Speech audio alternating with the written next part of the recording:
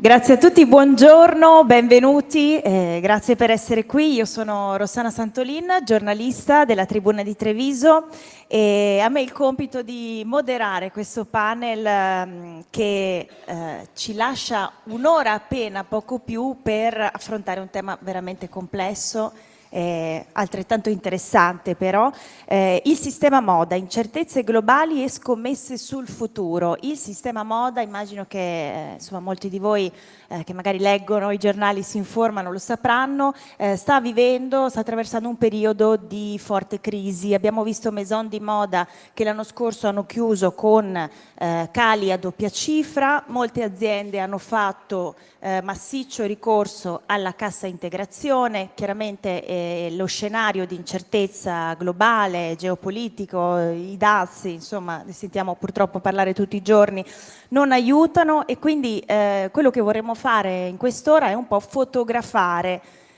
lo scenario del settore moda, capire in che stato di salute si trova e vorremmo farlo attraverso le voci di alcuni dei protagonisti di questo sistema qui a Nord-Est, dove la moda vanta moltissime aziende anche con una lunghissima tradizione. Un esempio è appunto Rubelli e do il benvenuto ad Andrea Favaretto Rubelli, amministratore delegato di questa azienda magnifica con una storia ultra secolare, radicata a Venezia ma che oggi prosegue nel Comasco dove c'è appunto il distretto serico, e poi Roberto Bottoli, presidente dell'omonimo Lanificio, fondato anche questo storico nel 1861 a Vittorio Veneto, ma anche presidente del gruppo Sistema Moda di Confindustria Veneto Est e coordinatore del tavolo Veneto della moda.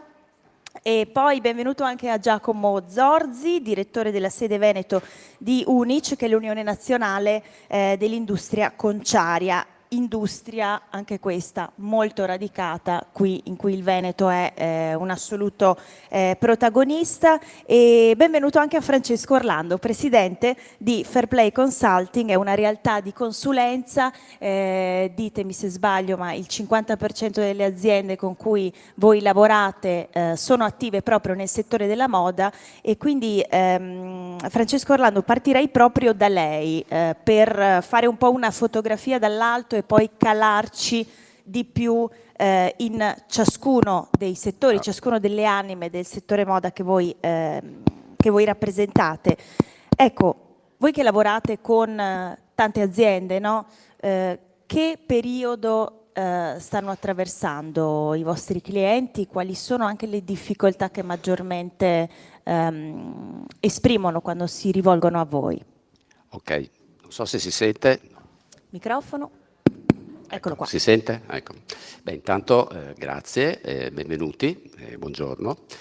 Ma allora, intanto magari credo che si debba chiarire un pochino come è organizzato il sistema, perché il sistema moda è un po' generale. Diciamo che nella sua accezione più completa, globalmente, per darvi una dimensione, è un settore che vale 1.500 miliardi di dollari a livello globale. Se guardiamo i beni di lusso invece personale, questo ambito vale circa 350 miliardi di dollari. Se guardiamo il fast fashion, no? Quindi H&M, Zara, eccetera, vale circa 150 miliardi di dollari. Quindi facciamo un po' di ordine per capire. Ora, tutti i monitor hanno dato un paio di anni fa, al 2030, una ulteriore crescita intorno al 5% l'anno.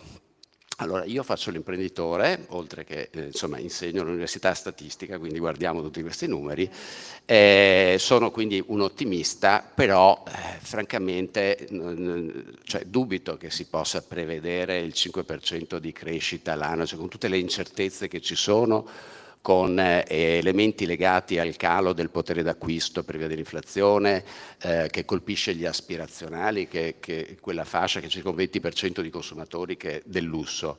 Poi abbiamo la Cina che è in fase di shrinking, diciamo, dei consumi.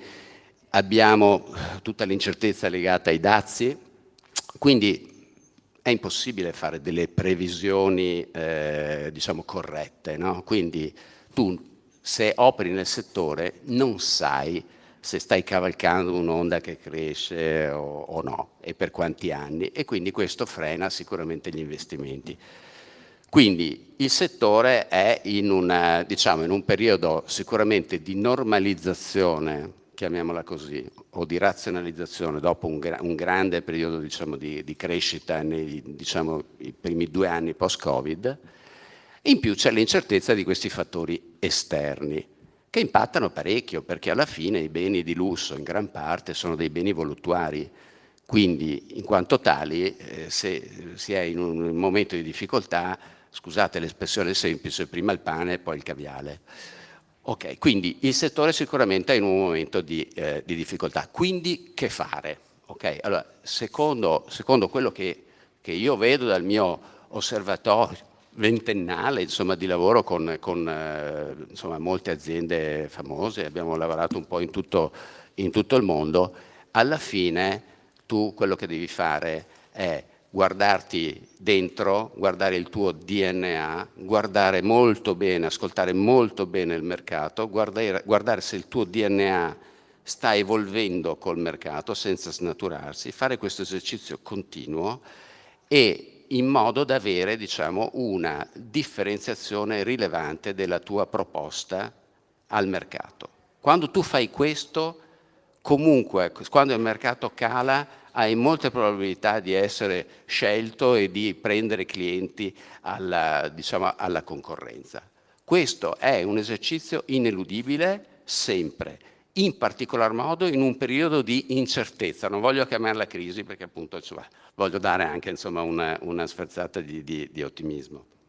Grazie Francesco Orlando. Ha parlato di differenziazione, poi è un concetto sul quale torneremo. Roberto Bottoli, anche come coordinatore del tavolo Veneto della moda, voi avete fotografato proprio dati alla mano lo stato di salute del settore, in particolare tessile, in questo momento. Io leggo un dato: aumento del 90% della cassa integrazione rispetto al 2023. L'anno scorso. Cosa sta succedendo? Cosa avete analizzato, ecco, dal vostro osservatorio? Allora, partiamo con qualche numero. Intanto buongiorno a tutti e grazie della vostra presenza. Siamo in un ambiente bello. Roberto, avvicini un filino il microfono, così la sentiamo meglio. Un ambiente grazie. bello antico. E partiamo da questo presupposto. L'Italia è maestra nella bellezza, è maestra nell'artigianalità, E questo si riflette nella moda. Perché siamo bravi nella moda? Perché abbiamo un passato glorioso e cerchiamo di mantenerlo. Questo è il passato, ma dobbiamo tenerlo presente per dare la speranza al futuro. Questo è un momento di, qualcuno la chiama riflessione, qualcuno la chiama crisi, la chiamiamo riflessione globale, ma noi abbiamo una marcia in più e sarà quella che ci porterà fuori da questa situazione, e se qualcuno ne uscirà, i veneti e gli italiani saranno i primi a uscirne. Quindi partiamo da questo posto, dobbiamo essere ottimisti, perché abbiamo nel DNA la capacità di adattarci alle situazioni, e la moda ha bisogno di uno spirito più ancora prima dei numeri. Detto questo, fotografia del sistema. Diciamo questo, parliamo del sistema moda veneto, che è composto da circa 9.500 aziende, 100.000 addetti, 7.500 unità di distribuzione. Ecco, questi sono i numeri. Il secondo settore, sia in Italia che in Veneto, per export e surplus di bilancia commerciale. Quindi partiamo da dire qualcosa di importante per la nostra economia.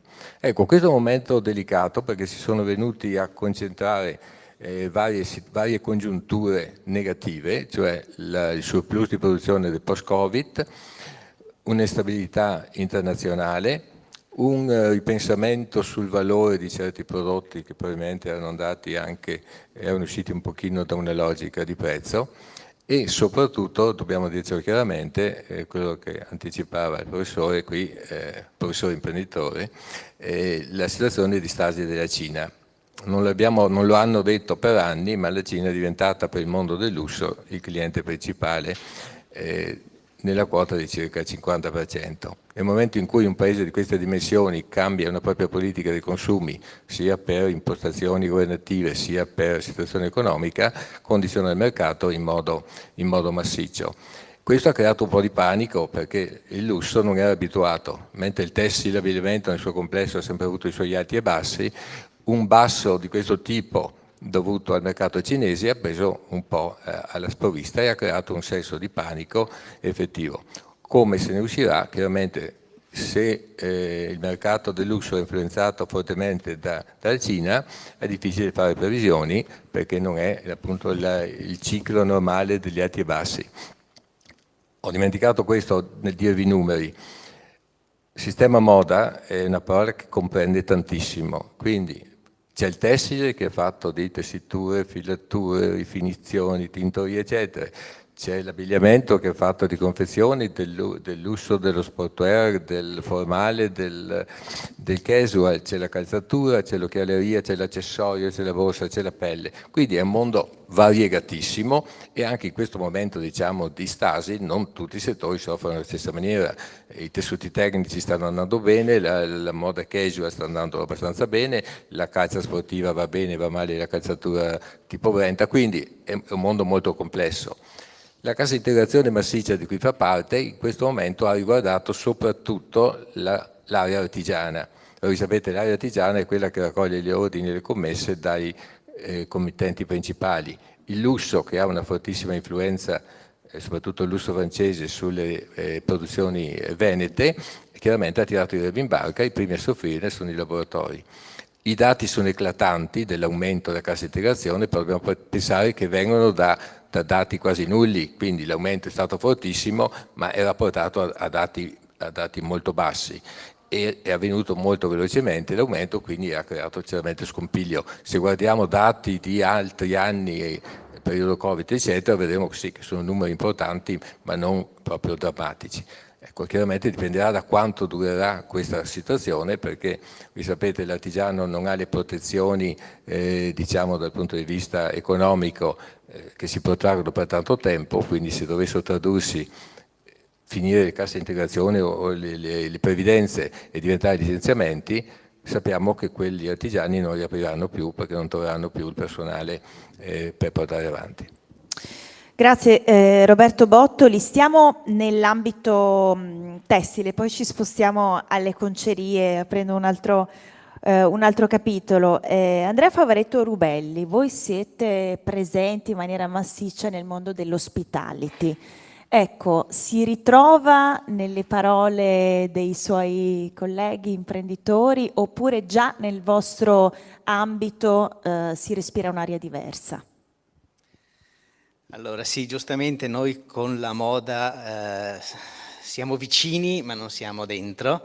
Noi siamo tessitori, produttori ed editori di tessuti per l'arredamento, con due grandi divisioni, quella per l'arredo della casa, la nostra storica da più di 130 anni, e dagli anni 80, molto importante, che oggi è superato la metà, quella proprio dell'arredo del mondo dell'hospitality in senso lato, che comprende alberghi, ristoranti, navi, teatri e anche i negozi del mondo del lusso. Quindi siamo vicini al mondo del lusso e della moda anche perché arrediamo i loro negozi e le loro campagne di visual merchandising e i loro eventi. Il mondo dell'hospitality specificamente, quindi il mondo dell'alberghiero, non sta andando male.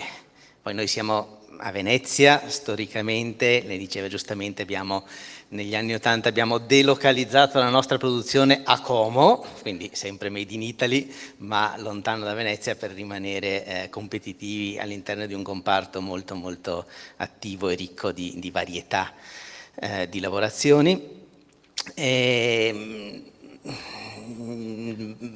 Diciamo che il mondo dell'alberghiera, insomma, i numeri dell'hospitality e dell'alberghiera non sono cattivi, no? Il turismo, soprattutto in Italia, cresce, ci sono tanti investimenti, tanti alberghi 5 stelle che aprono a Venezia o in Veneto o in Italia, quindi c'è fermento, indubbiamente. È un momento, noi stiamo vedendo comunque un momento di maggior prudenza da un anno a questa parte. Quindi sì, progetti di lungo termine vanno avanti, magari rinnovamenti invece quelli che sono decisioni più di breve termine, che possono essere, se uno ha l'albergo rifatto 5, 6, 7 anni fa, è ancora discreto, a un certo punto va rinnovato, vanno cambiati i tessuti, però si può aspettare un anno o due in un momento in cui le cose magari vanno bene, ma non c'è una certezza sul futuro.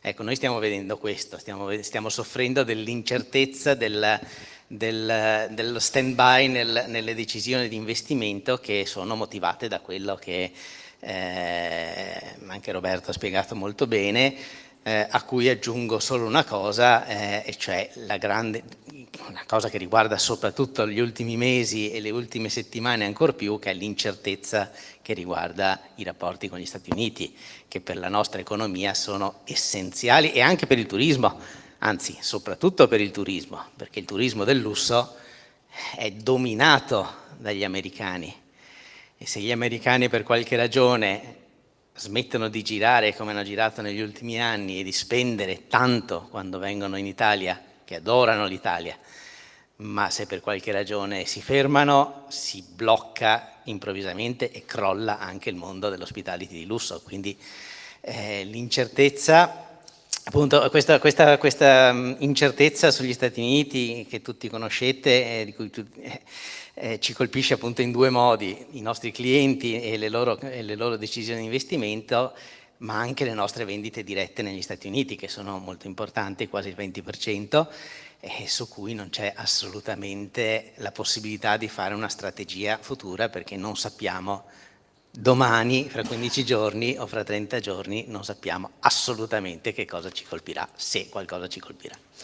Grazie Andrea Favaretto Rubelli. Beh, è interessante perché abbiamo sentito insomma, le vostre voci di aziende antichissime, radicate nel territorio, però appunto il concetto ricorrente è Cina, Stati Uniti. Oggi si vive in un mondo interconnesso, guardare cosa accade fuori non è mai stato così importante. E Giacomo Zorzi, anche nel settore conciario, noi abbiamo avuto modo di chiacchierare un pochino prima di questo panel, e anche nel vostro caso l'incertezza globale sta avendo un impatto importante. Tu mi hai parlato di congiuntura severa. Buongiorno a tutti. Intanto sono felice di vedere così tante persone, soprattutto perché avrò l'opportunità, per quanto poco, di raccontarvi qualcosa, una storia di un settore che non è, ne sono perfettamente cosciente, così tanto conosciuto e soprattutto così abbastanza compreso.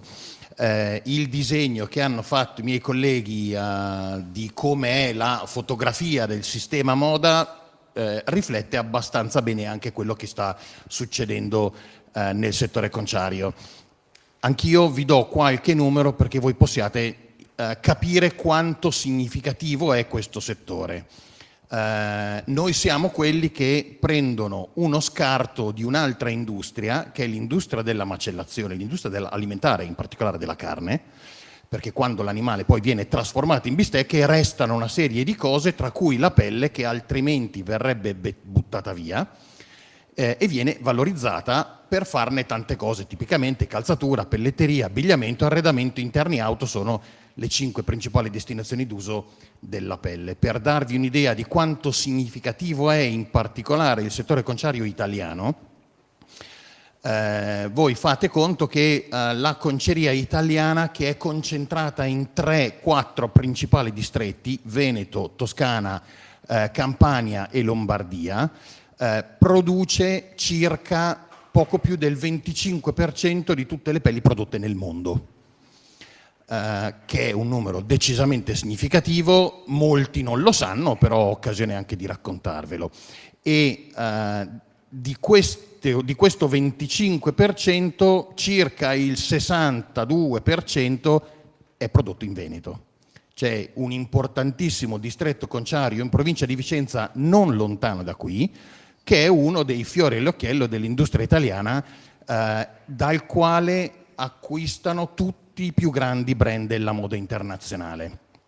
Il motivo per cui tutti i brand della moda internazionale comprano da noi è legato essenzialmente ad aspetti di qualità e in generale di responsabilità, ma che avremo eventualmente modo poi di raccontare più nel dettaglio. Per darvi un'altra fotografia molto veloce, tutti i settori industriali legati alla pelle valgono nel mondo circa 300 miliardi di dollari. Il solo valore dell'industria conciaria nel mondo è circa il 15% di questa somma. Però è un valore estremamente strategico. Voi immaginate alcuni dei più grandi brand, Bottega Veneta, Gucci, Ferragamo, Hermès, che sono fortissimamente identitari sul materiale pelle, per cui in mancanza della pelle mancherebbe la stessa identità di gran parte dei brand che noi serviamo. E questo è un elemento certamente da considerare. Se guardiamo come sta evolvendo il mercato in questi ultimi anni, gli ultimi 2 anni sono stati un periodo di costante decrescita. Veniamo invece da un periodo immediatamente post-Covid di significativa crescita, quindi comunque c'è un andamento variabile, ma che non ci sorprende più di tanto, perché tutti i nostri settori clienti sono tutti più o meno in difficoltà. Ci sono settori più in difficoltà di altri, l'arredamento probabilmente è più in difficoltà di altri, il settore dell'automotive ha altri problemi, anche questo è in flessione. Probabilmente il settore della pelletteria, quindi per fare le borse, è quello un pochino più dinamico, la calzatura, che invece assorbe quasi il 40% di tutta la produzione conciaria nel mondo, è in flessione, forse meno spinta, ma comunque anche questo è in flessione. Quindi noi siamo figli dell'andamento del mercato dei nostri principali clienti. Come dire, le sfide che noi vediamo per il futuro sono estremamente interessanti e io ci vedo più elementi di interesse che non elementi di preoccupazione. Ovviamente nelle sfide c'è sempre la possibilità di trovare degli spunti per diventare più bravi, però il mercato sta cambiando, i volumi di produzione sono certamente in calo. Se voi aveste modo di guardare quante pelli vengono prodotte dall'Italia e sono state prodotte negli ultimi 20 anni, c'è una costante calo nel volume di produzione. Pur mantenendo noi la leadership di qualità e di quantità a livello internazionale, comunque il volume è in costante calo, sebbene il margine di contribuzione medio per metro quadro, vuol dire il valore aggiunto e la fascia di mercato alla quale noi ci rivolgiamo, è in costante crescita. Vuol dire che noi nel tempo abbiamo abbandonato le produzioni di più basse per privilegiare le produzioni di maggior valore. L'ultimo dato che vi do è relativo alla Cina. Se noi guardiamo l'elenco, la classifica dal più importante al meno importante dei paesi a cui noi vendiamo le nostre pelli, fino a 3 anni fa la Cina era sempre al primo posto. Da 4 anni circa la Cina non è più al primo posto, oggi è al 7° posto delle nostre destinazioni. Questo racconta una storia abbastanza chiara su come stanno andando i nostri paesi clienti. Grazie Giacomo Zorzi. Francesco Orlando, intanto ti chiedo se voi, parlo appunto della vostra azienda di consulenza, vi confrontate con tantissimi imprenditori di questo settore, ti ritrovi nelle difficoltà, nelle incertezze che hanno esposto gli altri panelist, e che consigli di solito date ai vostri clienti per reagire? Sì, mi ritrovo ovviamente, diciamo, la fotografia variegata, però con un fil rouge abbastanza chiaro, insomma, di difficoltà / opportunità a seconda dell'angolo di osservazione della situazione, è quello che è stato descritto. Noi peraltro lavoriamo un po' in tutto il mondo, perché siamo italiani, ma abbiamo anche delle sedi abbiamo una sede in Messico, una in Svizzera, una in Inghilterra, quindi siamo una boutique allargata, diciamo, che lavora in settori diversi, però il 50% nel settore allargato della moda, abbigliamento, retail, accessori, sportswear, quindi conosciamo bene questo ambito. Ma come diceva il collega Zorzi, il nostro compito, diciamo, di persone che conoscono i benchmark e le best practice, è quello, capendo l'azienda che si rivolge a noi, di individuare quelli che sono i gap rispetto al mercato e ai competitori, e fare in modo che l'azienda si diriga verso l'opportunità. Prima lui diceva il calo è costante, però il margine è stato in crescita, perché abbiamo progressivamente abbandonato, siamo stati fedeli alla qualità, ci siamo rivolti a un certo tipo di clientela. Quindi lasciatemi dire, apri il ristorante il giorno dopo del Covid, sei Batman, non ce la fai, ok? Vabbè, quella è, scusate, sfiga, ok? Ma a parte questo, in generale, se sei bravo, sono queste situazioni che ti consentono di fare la differenza. Perché è quando non c'è vento che, anche se sposti la vela, non ti muovi. Quando c'è vento, se sei bravo, la orienti correttamente e insomma freghi anche, insomma, la concorrenza. E noi italiani siamo bravi, bravissimi, come diceva il collega. Prima lei faceva riferimento alla bellezza. Ma la bellezza molto spesso viene confusa come un involucro, un qualcosa di estetico. Ma in realtà pensate quante volte avete sentito dire, o voi stessi avete detto, è una bella persona, utilizzando questo aggettivo non per definirne i connotati estetici, ma la sua interezza come persona. Quindi noi italiani abbiamo un'opportunità grandissima, però non ci dobbiamo abbruttire, dobbiamo mantenere il nostro DNA, imparare forse a essere un po' più pianificatori, organizzati, eccetera, perché altrimenti rimaniamo degli artigiani. E voi sapete, c'è un grande sviluppo dal punto di vista dei consolidamenti, molto anche nel mondo del lusso, perché bisogna fare investimenti di marketing. Abbiamo visto che gli italiani sono un po' più forti nel prodotto e meno nel marketing, e quindi diventano spesso dei contoterzisti, che va benissimo, ma voglio dire, dobbiamo anche avere il rapporto col consumatore, e questo richiede della scienza gestionale e della dimensione. Quindi il consiglio che do alle aziende molto spesso è di cercare di organizzarsi meglio, di osservare molto bene il consumatore e il trade, quindi il mercato, e di aumentare la dimensione aziendale, o per crescita organica o per fusioni o per acquisizioni, con o senza l'aiuto di fondi di private equity. Sì, è vero, anche perché in questo settore si vede un grande movimento di acquisizioni, cioè il piccolo, e mi rivolgo a lei Roberto Bottoli, il piccolo spesso fatica proprio a sopravvivere e spesso gli imprenditori, anche alle prese con il problema del cambio generazionale che è enorme, dicono vabbè, non c'è altra via, prima o poi aspetterò il fondo che mi acquisisca e pare l'unica via per assicurare un futuro alle nostre piccole medie imprese che sono davvero il sale del territorio.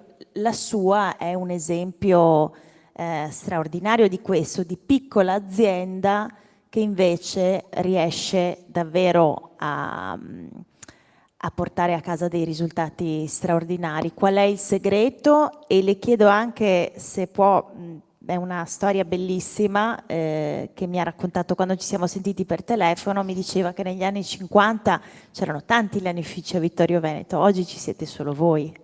Ci sarà qualcosa di giusto, l'avrete pur fatto, no? Mi dà lo spunto per parlare della mia azienda, cosa che generalmente non faccio, perché avendo appunto la rappresentanza del sistema moda tendo sempre a parlare del complesso dei miei associati, chiamiamo miei tra virgolette, e dimentico di parlare della mia azienda. Poi mio figlio mi dice guarda, non fai mai pubblicità alla tua azienda, parli sempre dei problemi degli altri. Allora, visto che mi hai dato questo asset, allora noi siamo un lanificio, siamo a Vittorio Veneto, siamo una piccola entità, 30 persone. Abbiamo una caratteristica, che abbiamo una storia del 1861, io sono la quarta generazione, mio figlio è la quinta, e abbiamo la peculiarità di essere un ciclo completo, quindi dalla lana, addirittura abbiamo anche le pecore, va bene in più, 16.000 capi in Italia, e fino al tessuto finito, quindi l'amministratore delle lane, filatura, binatura, ritorcitura, roditura, tessitura, tutte le varie fasi del finissaggio. Caso unico nel Lombardo, Veneto, Friuli, Trentino Alto Adige. L'unico edificio che in una piccola entità porta avanti tutto il ciclo abbastanza complesso della lavorazione. Ecco, questo ci fa abbastanza unici. Facciamo tessuti per abbigliamento maschile dedicati chiaramente alla confezione di livello medio-alto, agli stilisti che poi chiaramente passano ai confezionisti. Abbiamo 14 mercati, quindi nel nostro piccolo, ecco, torniamo all'esigenza dell'azienda piccola, però di essere grande come vedute, cioè siamo piccoli come entità produttiva, però ci siamo diversificati negli anni su 14 mercati diversi. Quindi serviamo una fascia di prodotto particolare, una nicchia, che purtroppo diventa sempre più piccola perché l'abbigliamento formale è una nicchia sempre più piccola, quindi per fare i nostri volumi, che sono circa 400.000 metri di tessuto all'anno, quindi pochi, però sempre 200.000 giacche all'anno, tanto per darvi un'idea, e quindi dobbiamo andare su 14 mercati diversi, con tutti gli sforzi che ne derivano. Gli italiani sono molto più bravi nelle cose piccole che nelle cose grandi. All'Italia sono mancati i grandi nomi, le grandi griffe, cioè li avevamo, però le abbiamo perse per strada. La Francia, molto più abile commercialmente, ha saputo valorizzare molto di più i loro marchi. Noi li avevamo, ripeto, alcuni sono stati acquisiti, alcuni non sono andati particolarmente bene, per cui abbiamo perso i capofiliera. Qual è il problema? Che queste acquisizioni hanno chiaramente uno svolto positivo e un risvolto negativo. È il riconoscimento della capacità degli italiani di fare un prodotto d'eccellenza, del saper fare, del saper innovare, quindi dobbiamo essere contenti che il mondo del lusso guardi l'Italia nella sua capacità. Per contro perdiamo dei pezzi dal punto di vista imprenditoriale, i capitali vengono dall'estero, avremo una continuità di lavoro, quindi avremo una più tranquillità, avranno, cioè i nostri colleghi, una maggiore tranquillità nella continuazione dell'attività, avranno meno il problema di cambio generazionale, quindi avranno dei vantaggi. Chiaramente dispiace di dire che i capofila siano stranieri e non siano italiani, e questo è un dispiacere, chiaramente compensato da altri vantaggi, ma tutto sommato personalmente lo ritengo un dispiacere il fatto che molti pezzi della proprietà di aziende italiane siano stranieri. come diceva il dottore, i fattori positivi sono appunto la forza di queste imprese a livello globale, forza che gli italiani hanno faticato a mantenere. Finisco il decantare la mia azienda, abbiamo avuto questa intuizione, abbiamo inventato, tra virgolette, la sostenibilità a livello tessile, cominciando dal 2000 a produrre dei tessuti, chiamiamoli chilometri zero, nel senso che erano fatti anche con lane merine italiane, quindi abbiamo recuperato una certa parte di pastorizia di lane marine italiane e abbiamo aggiunto il valore del non tinto, quindi oggi siamo, chiamiamoci leader mondiali nel nostro piccolo, di tessuti senza tinture, tessuti prodotti con le lane nel colore naturale che va dal quasi nero al bianco, quindi abbiamo una gamma di prodotti che ci rende pressoché unici. Abbiamo recuperato la tecnica degli Inca che con le lane dell'alpaca, che sapete sono dal bianco al nero, facevano i maglioni che hanno trovato nelle tombe azteche, e noi l'abbiamo fatto dal 2000 in poi facendo questo filone di sostenibilità che oggi ci individua come degli innovatori nel nostro piccolo. Grazie molto Roberto Bottoli. Andrea Favaretto Rubelli, Roberto Bottoli ci ha dato ci ha raccontato davvero con un esempio concreto la capacità delle aziende italiane veramente, anche nei momenti un po' di incertezza, di innovare, di rimettersi in gioco, e visto che appunto vogliamo portare un po' di esempi concreti che voi ci offrite, anche la vostra azienda negli ultimi 5 anni è riuscita a riposizionarsi dal settore casa a quello dell'hospitality in maniera, dando una prova di flessibilità veramente importante. Quindi tutto sommato, per dire che anche questo momento di incertezza non vi spaventa così tanto, perché avete già dimostrato di essere capaci di navigare in acque un po' così, tempestose, che cambiano. Ma se diciamo che non ci spaventa è perché siamo bravi a mentire, ma in realtà la preoccupazione c'è sempre. Sì, se guardiamo al passato effettivamente, non voglio parlare del futuro appunto perché le situazioni di crisi in cui non sai quale sarà il mondo di domani, in cui ti troverai a operare, lasciano sempre preoccupati. Poi quando capisci qual è il contesto puoi tirare fuori tutta la tua creatività, che si manifesta non solo nel prodotto ma anche nel modello di business e nel saper evolvere velocemente. Quindi possiamo parlarne solo guardando al passato, non certo guardando al futuro. Sì, il mondo dell'arredo della casa, se guardiamo gli ultimi decenni, è cambiato drasticamente. Negli anni 70-80, ancora negli anni 90, si basava molto sulla signora Maria che per tradizione e cultura amava arredarsi la casa con dei bei tessuti, andava dal tappezziere a farsi rifoderare il divano dopo aver scelto il tessuto con cui rifoderarlo, si faceva fare le tende. Oggi questo è un mondo che non esiste quasi più. Forse in piccoli contesti tipo Venezia, Firenze, ancora Treviso, c'è qualche tappezziere artigiano che può fare questo mestiere, ma è veramente una nicchia piccolissima del nostro business, quando era la fetta più importante. Cosa è successo? Sono scomparsi gli artigiani, è scomparsa un po' alla volta anche la cultura del tessuto come prodotto, come punto di partenza di un arredo. Dico è scomparsa a livello di maggioranza delle famiglie italiane e del mondo occidentale. Se uno deve farsi un divano, prima sceglie il divano, se ha un buon budget lo sceglie di marca, dopodiché sceglie il colore, la materia, l'aspetto, lo vuole più lucido, più opaco, lo vuole in pelle, lo vuole in tessuto, ma di fatto sul divano nel 90% dei casi oggi il tessuto non è un prodotto, è un componente, come fosse la pittura di un muro. Quindi ha perso importanza indubbiamente. Come ce la siamo cavata in questo caso, non vendendo più il tessuto alla signora Maria per rifarsi il divano? siamo andati a vendere il tessuto ai produttori di divano.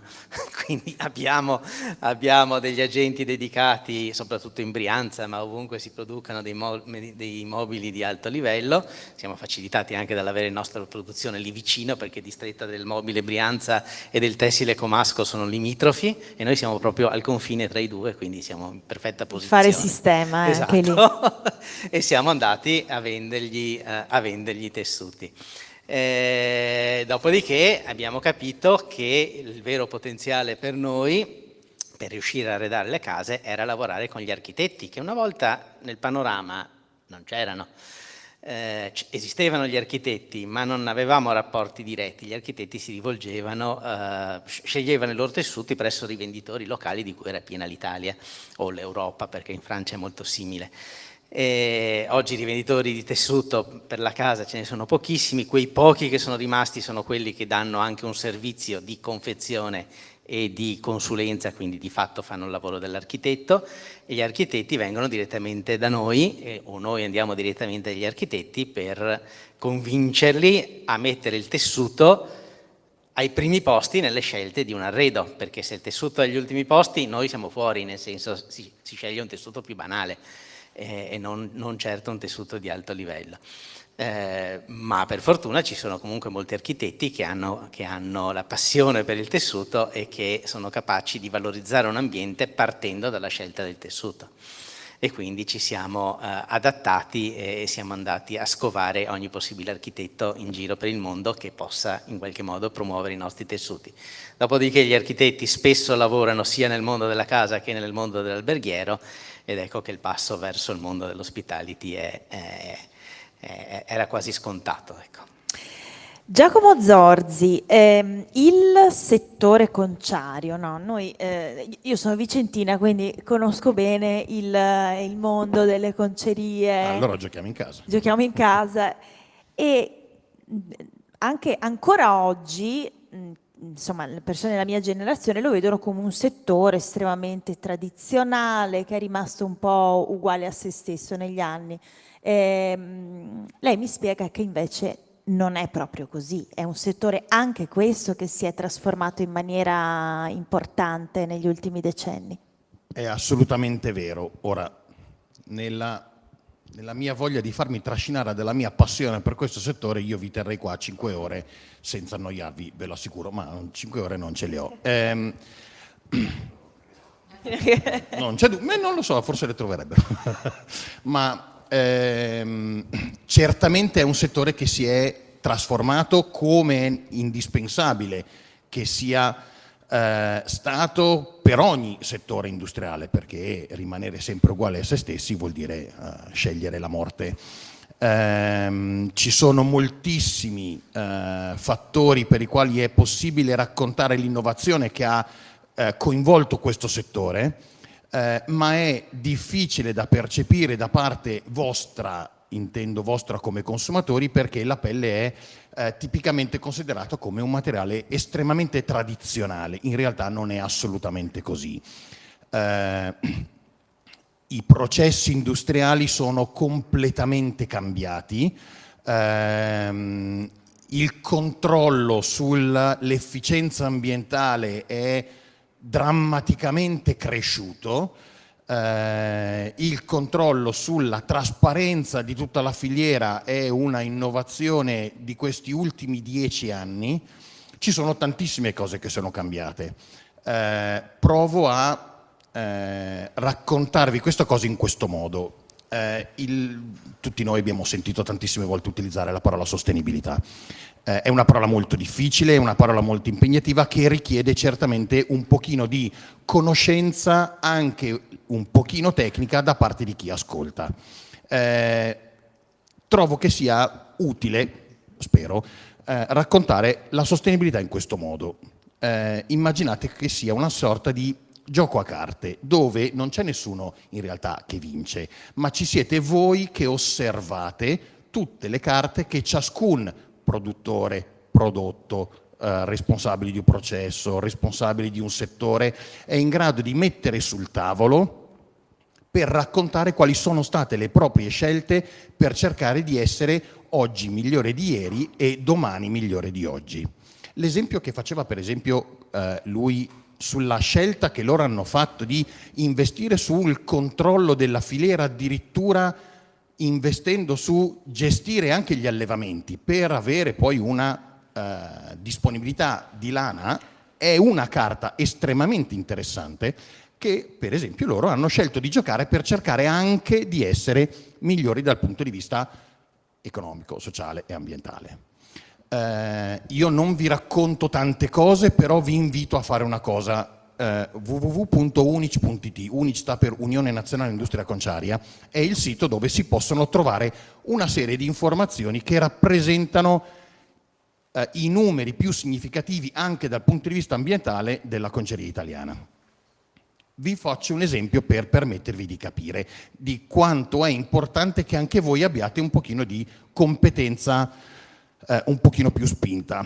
Qualche anno fa la rivista Vogue, che è una delle riviste più lette al mondo, pubblicò un articolo dove scriveva che per produrre un metro quadro di pelle si consumano 9.000 litri di acqua. Ora, milioni di persone che leggono questa rivista e che leggono questo articolo e che ci credono perché dicono porca misera, lo scrive Vogue, sarà pure vero, sono cascati in un tranello drammatico. In realtà noi facciamo questo conteggio da oltre 15 anni e calcoliamo con incredibile precisione l'impronta idrica per produrre un metro quadro di pelle finita. Il vero numero, l'ultimo numero disponibile, dice 125 litri per produrre un metro quadro medio, ovviamente, di pelle. Da 9.000 a 125 c'è un mondo di mezzo. Questo per dirvi quanto è importante che voi possiate avere un punto dove raccogliere una serie di informazioni per fare voi le vostre valutazioni come curiosi o come consumatori, e capire anche quali sono le sfide che noi abbiamo scelto di giocare per cercare di essere sempre migliori, perché essere sempre migliori da ogni punto di vista è assolutamente indispensabile.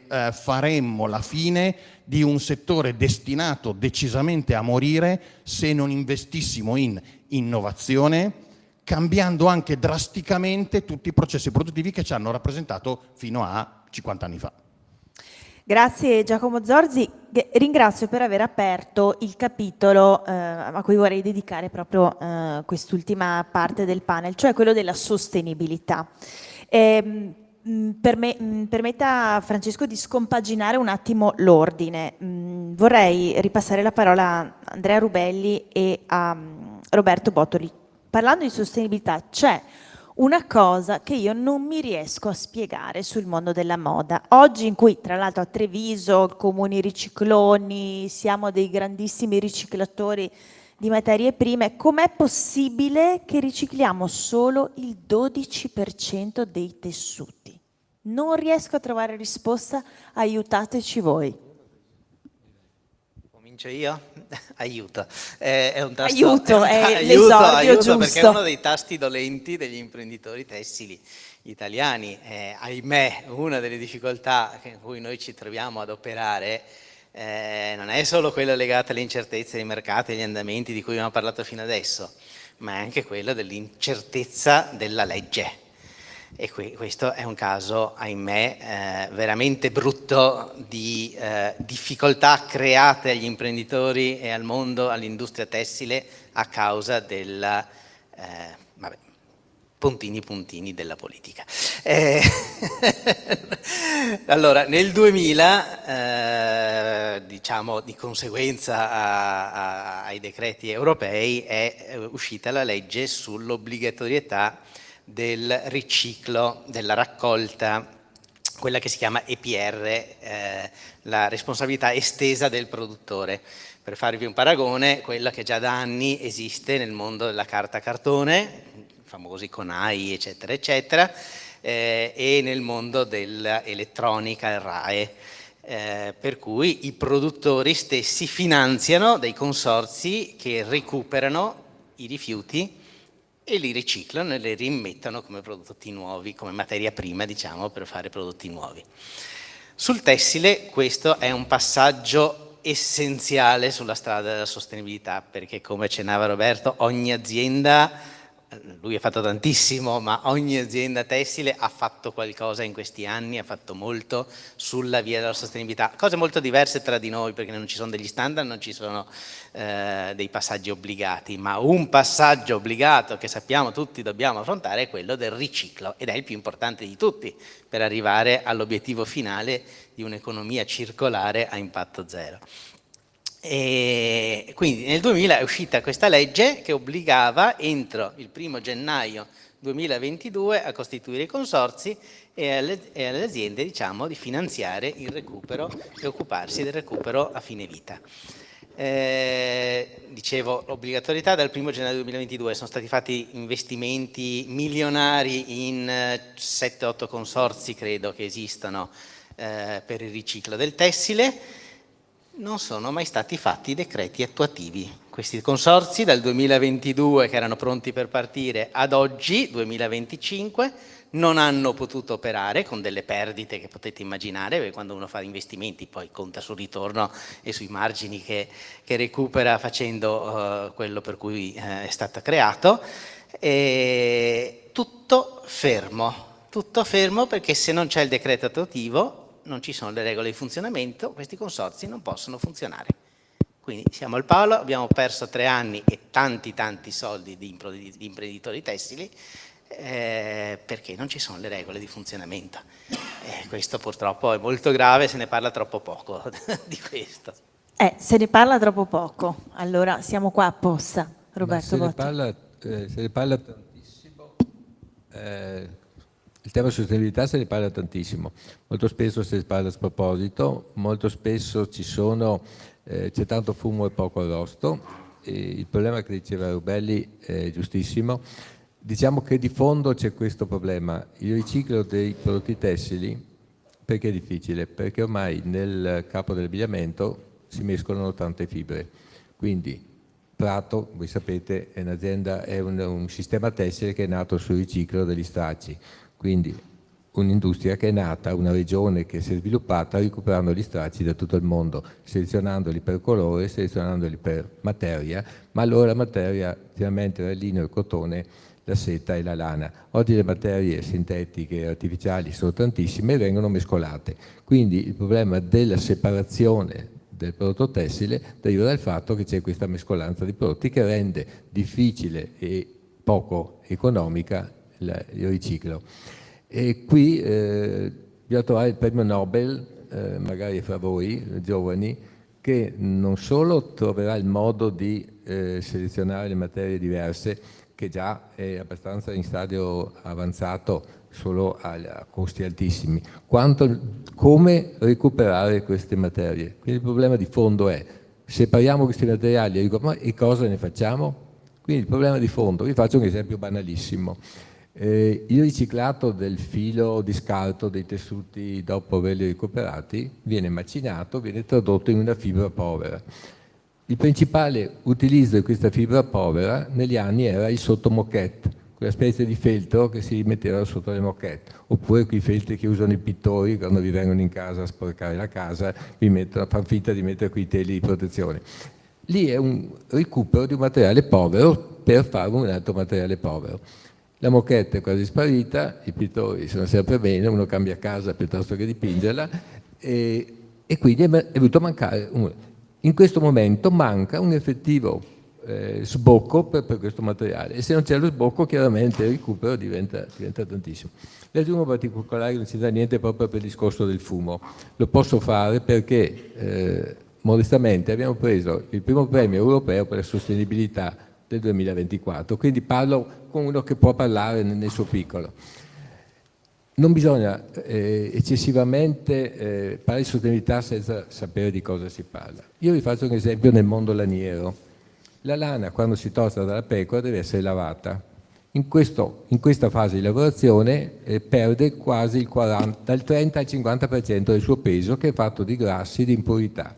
Quindi il processo di lavaggio della lana è costoso perché deve essere depurata quest'acqua. In Italia il processo di depurazione è molto costoso perché chiaramente ci sono norme precise, la conceria lo sa bene, dobbiamo rispettare dei capitolati strettissimi. I lavaggi dell'ANA in Italia sono stati tutti chiusi, tranne uno, tutti chiusi. Cosa succede? Che le lane italiane, ma adesso anche quelle europee, spagnole, eccetera, non hanno più i lavaggi per lavare la lana, perché il costo in Europa. Dove va questa lana? Viene caricata sulle navi, viene portata in Egitto o addirittura in Sud America. Immaginatevi il costo del trasporto delle navi, dell'inquinamento, perché lì costa meno, per poi tornare a essere lavorata in Italia. Ora io vorrei mettermi carta e penna, ve lo potrei fare, e dirvi cosa a livello sostenibilità, a livello reale andiamo a pagare con questi trasporti per andarli a fare in un paese dove costa meno. Ma perché costa meno? Perché il costo del lavoro è più basso, o forse perché l'acqua non viene depurata come la depuriamo noi e ce la ritroviamo lo stesso nel Mediterraneo, i saponi e tutte le altre cose. Allora, quando parliamo di sostenibilità stiamo attenti, perché parlarne è facile, ma dopo bisogna andare a fondo di ogni specifica situazione. Credo il collega del contrario di questo qui potrebbe proseguirlo per tanto tempo. Grazie Roberto Bottoli. Faccio un passaggio a Francesco Orlando. Ecco, la sostenibilità è il grande tema, la grande sfida che poi immagino potrà confermare anche molte aziende con cui lavorate si scontrano con questo muro di regolamenti pieno di paradossi. Come se ne viene fuori? Ma allora, posto che noi non siamo esperti degli aspetti normativi, sicuramente occupandoci della parte business, perché noi facciamo la business strategy e la business performance delle aziende, sicuramente l'aspetto ESG, cioè della sostenibilità a 360 gradi, è estremamente importante. Però devo dire che ha prevalso negli ultimi anni una deviazione chiamata greenwashing, cioè sostanzialmente tu parli di sostenibilità, di cose che fai perché lo devi fare, perché va di moda, questa è la cosa peggiore, meglio che tu non lo faccia. Ecco. Quindi alle aziende diciamo attenzione, dovete credere in qualcosa che sia effettivamente collegato al tipo di attività che fate, al tipo di posizionamento che avete del prodotto, ci dovete credere, quindi è un percorso culturale e a quel punto siete credibili nel comunicare e nel fare, nei processi per esempio, tutte quelle attività che servono per essere sostenibili e per dire con cognizione di causa che siete sostenibili.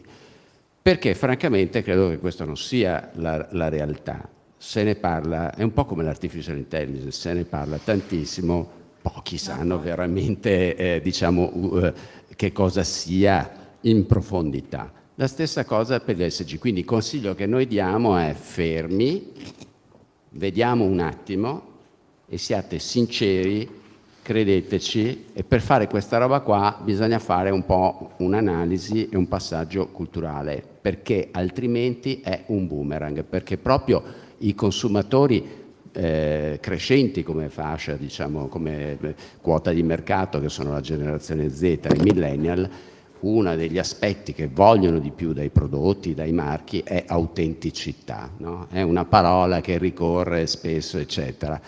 Ti sgamano subito. Quindi quello che diciamo lascia stare, se hai intenzione di farlo seriamente, fallo seriamente, altrimenti lascia perdere perché è un boomerang.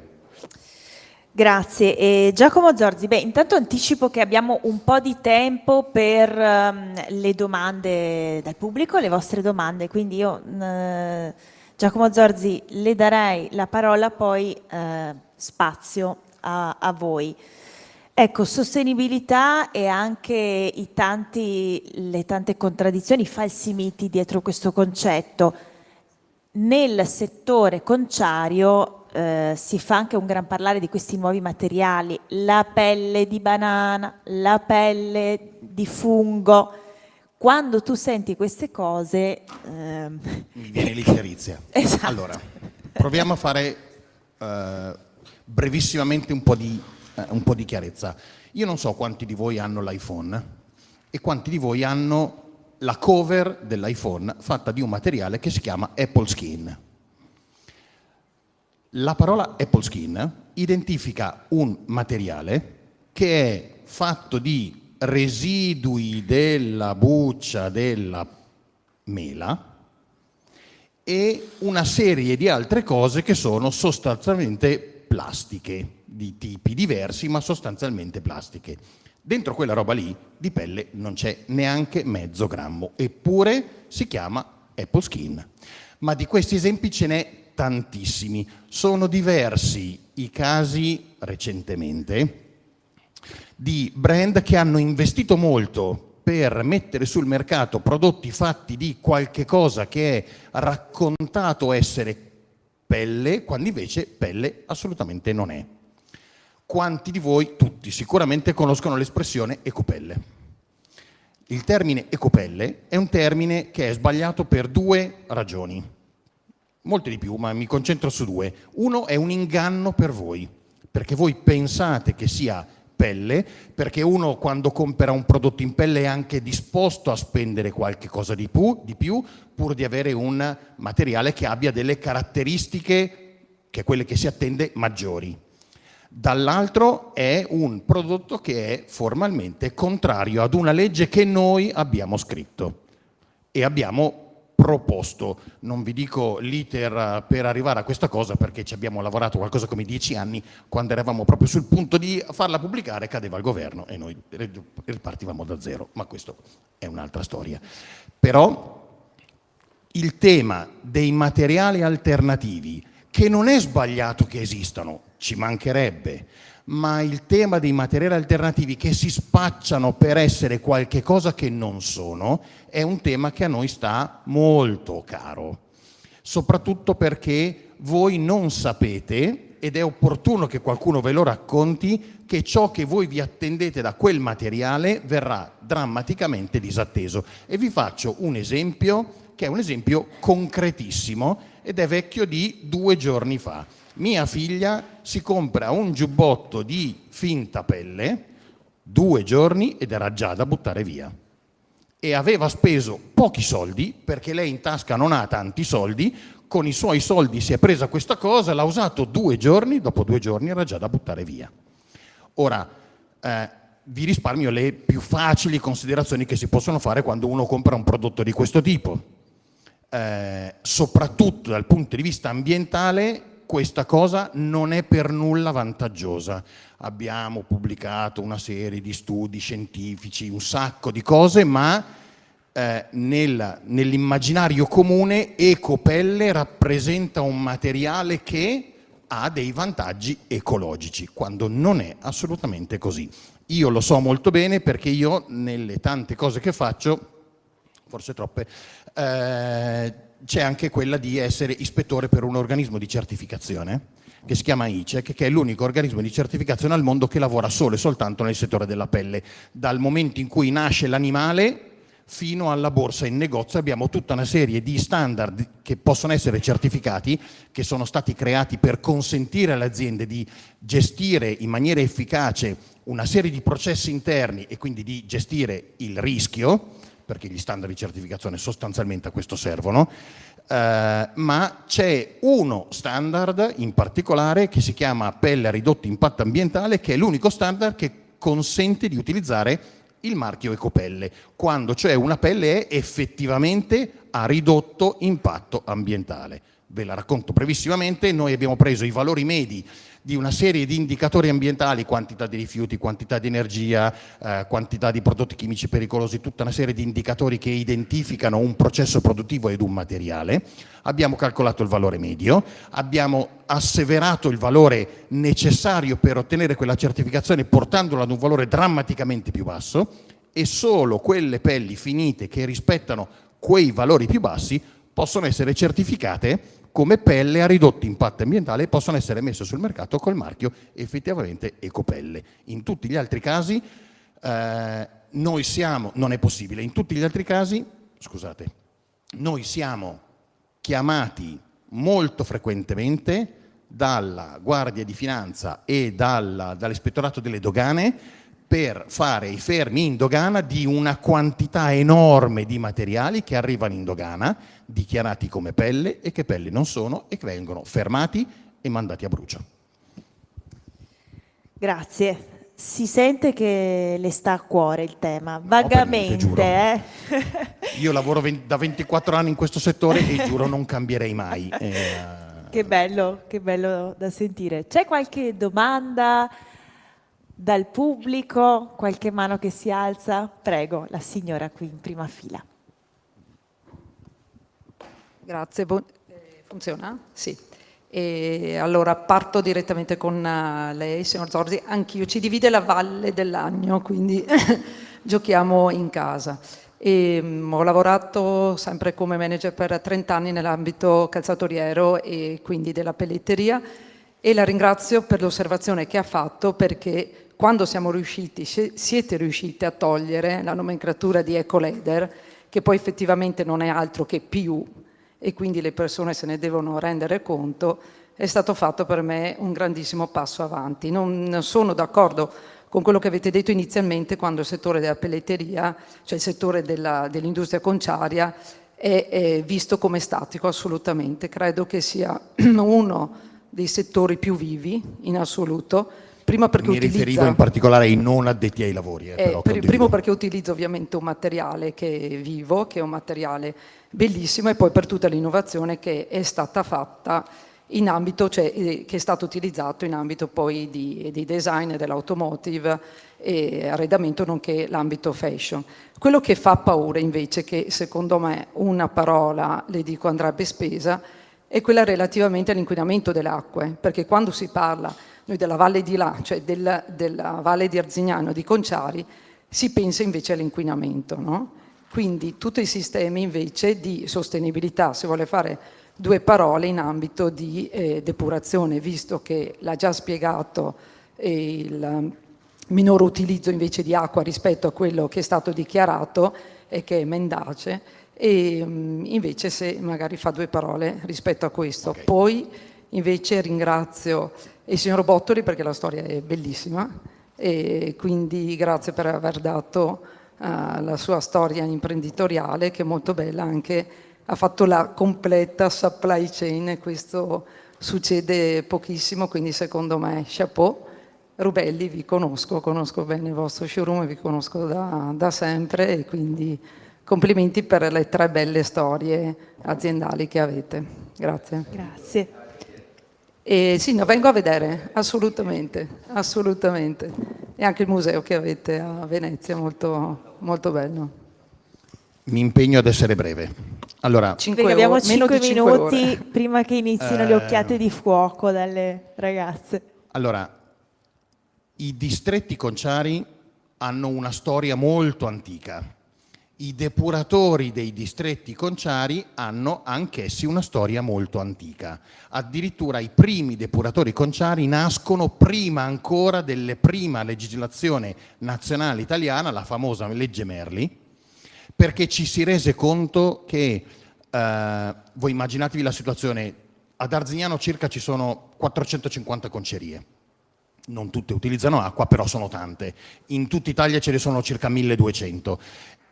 Era molto più efficace dal punto di vista della efficienza ambientale avere un depuratore che gestisse le acque di tutti, piuttosto che 400 concerie con 400 depuratori che lavorano in 400 modi diversi, con 400 efficienze diverse. Solo questo ha portato ad una efficienza, ad un efficientamento del processo di depurazione molto elevato. Di nuovo, andate a vedere sul sito www.unici.it, dove ci sono una serie di dati e si può scaricare il report ambientale. Lì è possibile vedere qual è l'efficienza di depurazione specificatamente calcolata nei depuratori che sono dedicati alla depurazione delle acque di Concia. Ora, gli indicatori per calcolare l'efficienza di un depuratore sono tanti. I modi per calcolare e misurare il carico inquinante di un'acqua sono tanti. Ce n'è uno in particolare, che è forse quello più significativo, che si chiama COD, che è la domanda chimica di ossigeno. Non mi addentro in questioni tecniche. Tutti i principali, compreso il COD, indicatori hanno una efficienza di depurazione praticamente pari al 100%. Per il COD, se non ricordo male, al solo depuratore di Arzignano ci avviciniamo al 98,7%. Per darvi un'altra idea di quanto è forte la spinta dei depuratori conciari ad essere efficienti, 2 anni fa è stata installata una nuova tecnologia per gestire un problema diverso che è costata solo per costruirla 48 milioni di euro, che sono stati messi dal sistema conciario italiano per installare questa nuova tecnologia che, tra le altre cose, principalmente doveva portare ad un aumento dell'1% sulla depurazione del CO2. Questo significa che per diventare ancora più bravi e migliorare dell'1% abbiamo speso 48 milioni di euro. C'ho tanta roba. Come dire, non dico che stiamo grattando il fondo del barile, ma poco ci manca. Chiaro, ci sono anche tanti problemi. Non esiste un settore che non ha problemi, ma sicuramente il settore conciario italiano è il settore che vanta la migliore prestazione ambientale. Io giro molto il mondo e vi assicuro che in giro per il mondo non ci sono situazioni, soprattutto legate alla depurazione, così efficienti come i distretti conciari italiani. Su questo sono più che sicuro. Chiaro. La ringrazio che ha detto questo, perché ovviamente come Vicenza noi sentiamo molto la storia di PFAS, di miteni, quindi tutte le storie che Su che ci questo sono, un dettaglio, e- su questo un e dettaglio quindi molto grazie. importante. Non so se sapete che cosa sono i PFAS.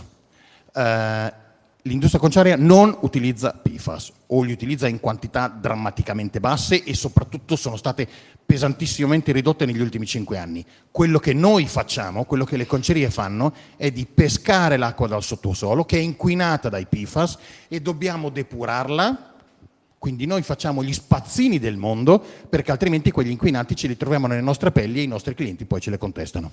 E qui apriremo un altro capitolo infinito e potremo stare qui davvero a parlare almeno per un'altra ora e un quarto. Purtroppo il nostro tempo è terminato, ma io ringrazio il nostro pubblico prima di tutto, e grazie ancora ai nostri ospiti Roberto Bottoli, Andrea Favaretto Rubelli, Giacomo Zorzi e Francesco Orlando, con la promessa magari di venirvi a trovare nelle vostre aziende e con la promessa insomma che i vostri marchi continuino a rappresentarci in tutto il mondo. Grazie davvero e buon festival Città Impresa a tutti noi. Buona prosecuzione.